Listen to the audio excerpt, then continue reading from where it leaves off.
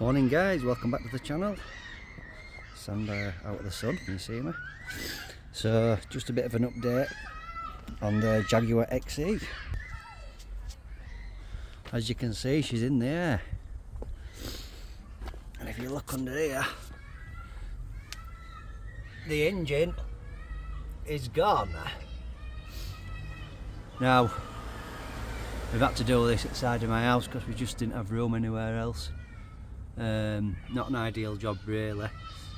It'd be better to do it on ramps. If you've got some ramps, it's a lot easier job. But to be fair, lads cracked on and they did a really good job here.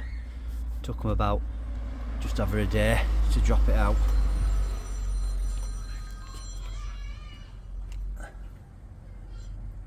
Well, gearbox has stayed in.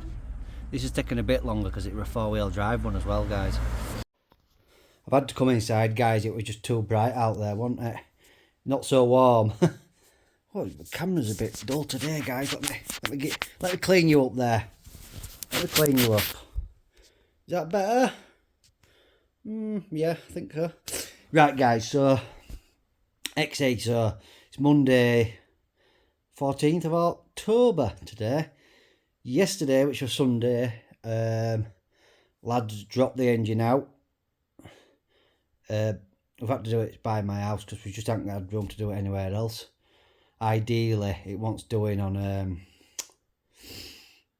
a ramp. And to be fair, I mean, it took a while day, which is good going, to be fair. Because if that is a four-wheel drive one, the rear-wheel drive one would have been a lot quicker. But four-wheel drive, when you've got all axles and stuff running around it, it's not easy, guys. But the engine, I don't know, I can't remember how far I went with the engine description last time, but we took all the manifold off. The top end of the engine, we couldn't see anything wrong. The bottom end, we took the sump plug out, and it's got a magnet on it on the end of the sump plug. We pulled it out, and it was just doing metal filings, and it were like silicone. Imagine black silicone. That's what there were oil coming out as well, but a lot of the oil had gone into black silicone. We've had a look at the turbo. We're going to get it tested. It just seems to have a lot of plain turbo. Now, I kind of expected this, and the turbo gets blamed a lot as failing on the XE on these Ingenium engines. A lot of the blame is going on the turbo, and the turbo's caused all this damage. But it isn't true, guys. It is not true. I've seen these engines go on 20,000 miles. Turbos are not blowing at 20,000 miles. This one we've got's only on 78,000 miles. Turbos do not go at 78,000 miles.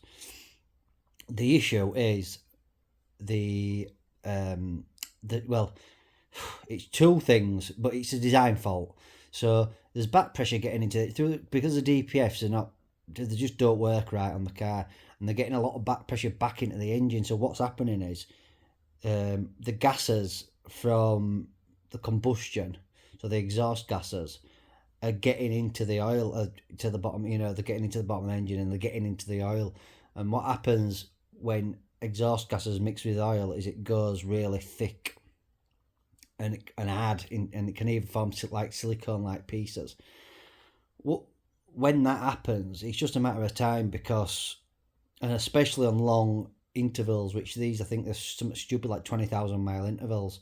It's way too much. If the intervals will say 5,000, 6,000, you might, and I mean might, get away with it. Really, you want to be changing it less than that, and it's not a guarantee you'd get away with it. To really guarantee you get away with it, you probably need to be doing an oil change every 3,000 mile, because it doesn't take long for that to start emulsifying. Now, a way to fix this would be take the DPF off. I'm sure there's probably companies out there that'll do a bypass pipe. We're not going to do that on this one. We're going to give the DPF a good old clean out. But this car we have to sell under warranty. And it's full service history, so we want to keep it original. So we'll either clean the DPF or we'll refurbish it. But getting back to the oil problem, when the oil starts thickening up, the pump can't. It's too thick for the pump to cope with, and if you get some of the thicker pieces, it just blocks the oil capillaries through the engine. It just blocks them. Oil don't get to turbo then, so the turbo malfunction. The turbo just stops. Well, it'll sort of start seizing bearings and stuff, and it'll just disintegrate eventually. And that's why turbos are getting blamed. And the engines are a very oil engine. If you've got one of these engines, if you pull the air pipe off, you'll see oil in it. It is what it is. But I think that's part of the reason turbos are getting blamed, because they're looking at that oil and thinking turbo's gone. And obviously turbos are going on, because what generally goes first, or when it goes catastrophic, should I say, is when the bottom end seizes. The bottom end basically is the crankshaft. At the bottom of the engine, you've got a crankshaft which rotates, and they've got little small sort of, they call them bearings, but they're like little sort of U-shaped pieces of metal what clamp the crankshaft into place. They need constant oil because they're spinning at God knows how many thousand RPM, and if there's no oil, there's friction. It don't. If it's without oil, even 30 seconds, it can be catastrophic. So what happens is these, because there's demand so much oil, that it doesn't take long. So if one of them capillaries get blocked up, one of them bearings is going to seize. It only needs one not to get oil, and bearing in mind you'll have four, and then you've got your big end which bolt it to the actual engine. It don't take long. One of them seizes, and what happens is it basically welds itself. It will the metal gets that hot that it'll just weld itself to the com rod, and it won't turn. Now, and then you'll get metal filings, because it's wearing, so you'll get metal filings at the bottom. Sometimes it can, you can see crankshaft snap and stuff, but not generally on this engine. They're not really known for crankshaft snapping on these 2-litre Ingeniums, but yeah, it's not good, guys. So what to do if you have one of these 2-litre? This is for the diesel engine. We have not dealt with the petrol engine, but the diesel engine, the issue is the DPF. If you have one, I'd be tempted to. We've not tested this as a fix, but my theory is if you remove the DPF, you remove the problems, because you've got no back pressure getting back into the engine then, and the exhaust gases have got no way of getting back into the engine.